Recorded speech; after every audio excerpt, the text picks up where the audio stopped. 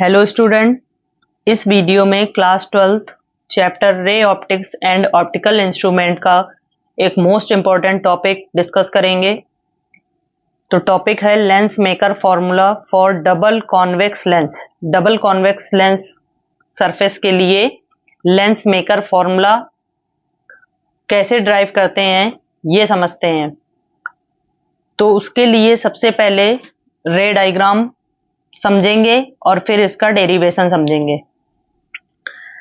तो यहाँ पर एक कॉन्वेक्स लेंस लिया गया है और इस कॉन्वेक्स लेंस की रिफ्रैक्टिव इंडेक्स है μ2।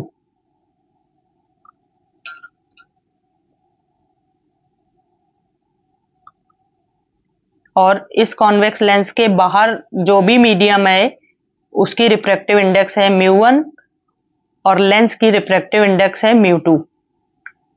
तो सबसे पहले एक पॉइंट ऑब्जेक्ट O प्लेस्ड किया गया है और इस ऑब्जेक्ट से फर्स्ट लाइट की रे इंसिडेंट होती है कॉन्वेक्स लेंस की ABC सरफेस पर,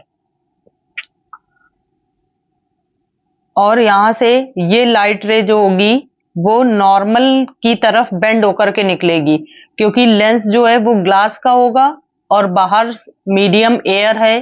तो जो लाइट रे है वो रेयरर से डेंसर में पास हो रही है और रेयरर से डेंसर में जाने पर जो इंसिडेंट लाइट रे रिफ्रेक्टेड लाइट रे होती है वो नॉर्मल की तरफ बेंड हो जाती है। तो जो यहां से रिफ्रैक्शन होगा वो लाइट रे थोड़ी सी बेंड हो जाएगी नॉर्मल की तरफ, और इसका नॉर्मल है ये जो MC1 से पास हो रहा है। और ये रिफ्रैक्टेड रे जब इस दूसरी कॉन्वेक्स सरफेस से बाहर निकलती है तो इस पॉइंट I पर मिलेगी। उसके बाद ये जो इंसिडेंट रे थी इसको बैक साइड बढ़ाने पर इस पॉइंट पर मीट करेगी, और सेकंड लाइट रे जो है वो प्रिंसिपल एक्सिस के पैरेलल स्ट्रेट डाली गई है, और जब स्ट्रेट कोई भी लाइट रे पास होती है तो वो अपना पाथ चेंज नहीं करती है और स्ट्रेट ही पास हो जाती है। तो यहाँ पर एक लाइट रे ये है और एक लाइट रे ये है। ये दोनों लाइट रेज जिस पॉइंट पर इंटरसेक्ट करेंगी वहां पर ऑब्जेक्ट की इमेज फॉर्म होगी। अब जो दूसरी कॉन्वेक्स स्फेरिकल सरफेस है उसका नॉर्मल NC2 है, और जब लाइट रे डेंसर से रेयरर की मीडियम में आएगी तो वो नॉर्मल से अवे होकर के निकलेगी। तो ये जो दूसरी सरफेस से लाइट रे आ रही है वो नॉर्मल से दूर होकर के निकल रही है। तो यहां पर समझते हैं ये पॉइंट ऑब्जेक्ट था, इससे जो इमेज I1 फॉर्म हो रही है वो कॉन्वेक्स लेंस की फर्स्ट सरफेस ABC से फॉर्म हो रही है, और यहाँ पर एक सेकंड इमेज I भी है। तो ये सेकंड इमेज जो है वो फाइनली जो दोनों सरफेस से मिलकर इमेज फॉर्म हुई है वो इमेज है, और इस इमेज के लिए ये I1 इमेज जो है वो ऑब्जेक्ट की तरह वर्क करेगी। यहां पर कुछ डिस्टेंस ली गई है उनको समझ लेते हैं। ये इसका ऑप्टिकल सेंटर होगा O, इसी ऑप्टिकल सेंटर से सारी डिस्टेंस का मेजरमेंट किया जाता है। ऑप्टिकल सेंटर से C1 कर्वेचर की जो रेडियस है वो R1 हो गई, और C2 कर्वेचर की रेडियस हो गई R2, और जो इमेज है फाइनली उसकी डिस्टेंस V, और जो एक यहाँ पर इमेज फॉर्म हुई थी उसकी डिस्टेंस है V1, और ऑप्टिकल सेंटर से ऑब्जेक्ट की डिस्टेंस है U। तो ये सारे जो फैक्टर हैं इनका यूज करके समझेंगे इसका डेरिवेशन। अब यहाँ पर जो रिफ्रैक्टिव इंडेक्स है वो μ2 ग्रेटर होगा μ1 से। इसका मतलब ग्लास की रिफ्रैक्टिव इंडेक्स एयर की रिफ्रैक्टिव इंडेक्स से ज्यादा है और जो लेंस है वो ग्लास का होता है और लेंस के बाहर एयर है। अब इसका डेरिवेशन सॉल्व करते हैं। फॉर रिफ्रैक्शन एट सरफेस, एक एक सरफेस से रिफ्रैक्शन समझ करके उनकी इक्वेशन बना के सॉल्व करेंगे। For refraction at surface A B C,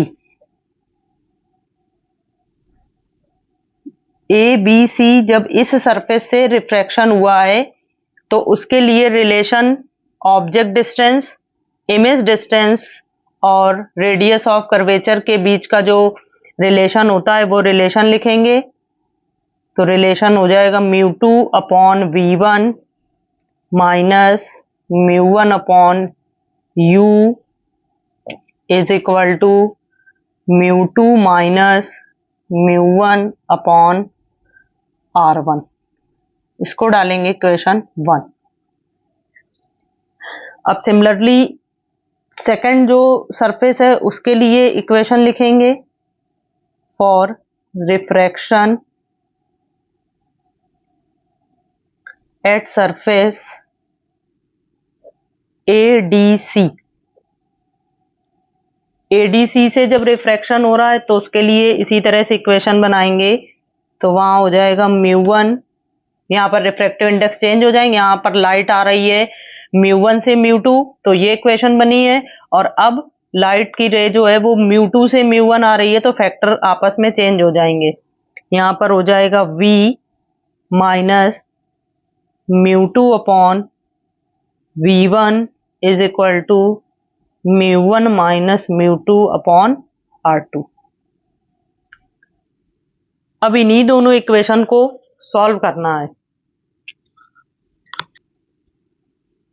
on adding equation 1 and 2 we get, इन इक्वेशन को ऐड करेंगे तो LHS LHS और RHS RHS ऐड कर लिया जाएगा। तो हो जाएगा μ2 upon v1 minus μ1 upon u plus μ1 upon v minus μ2 upon v2 is equal to μ2 minus μ1 upon r1 plus μ1 minus μ2 upon r2।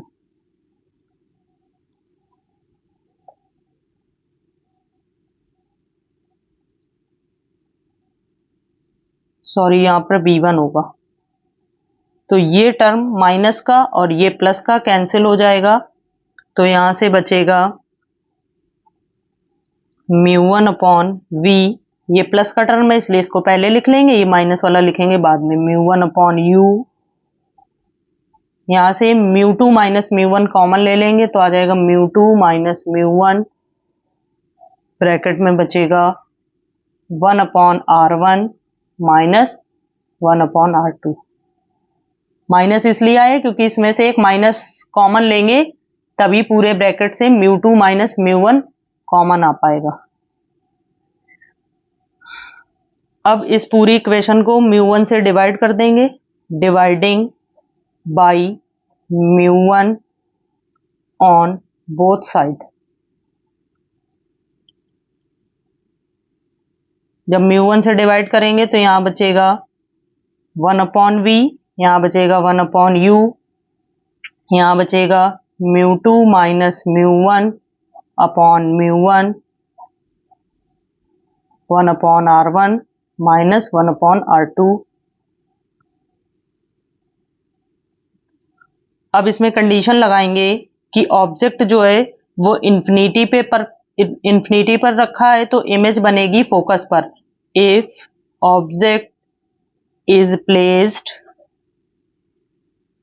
Eight infinity then image distance जो होगी वो फोकल लेंथ के इक्वल हो जाएगी क्योंकि इमेज जो है वो फोकस पर बनती है। So equation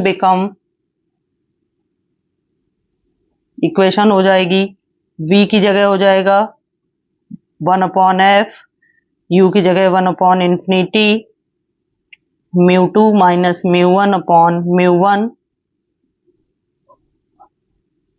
1/r1 minus 1/r2। यहाँ पर 1/infinity हो गया 0, तो बचेगा 1/f equal to μ2 minus μ1/μ1 1/r1 minus 1/r2। यही होता है lens maker formula. This is lens maker formula. किसी भी लेंस को बनाने के लिए इसी फॉर्मूले का यूज किया जाता है। एक कंडीशन और लगा देते हैं इसमें, when the lens is placed in air, और जब एयर में लेंस रखा होगा तो इसकी जो रिफ्रैक्टिव इंडेक्स μ1 है वो हो जाएगी 1, एंड जो लेंस की रिफ्रैक्टिव इंडेक्स μ2 थी उसको μ के इक्वल ले लेंगे। देयरफॉर फॉर्मूला आ जाएगा 1/f इज इक्वल टू μ2 की जगह रखेंगे μ और μ1 की जगह हो जाएगा 1, तो हो जाएगा μ1 माइनस 1 अपॉन में 1 होगा तो उसको लिखना नहीं है, 1/r1 माइनस 1/r2।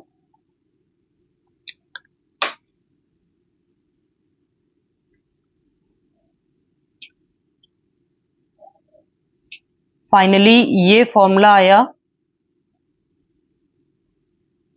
ये लेंस मेकर फॉर्मूला था। अगर ऐसी कंडीशन इसमें अप्लाई कर दी जाएगी तो इसी फॉर्मूले को इस फॉर्म में भी लिखा जा सकता है। और इक्वेशन 3 और 4 से एक रिजल्ट और लिख सकते हैं, फ्रॉम इक्वेशन 3 एंड 4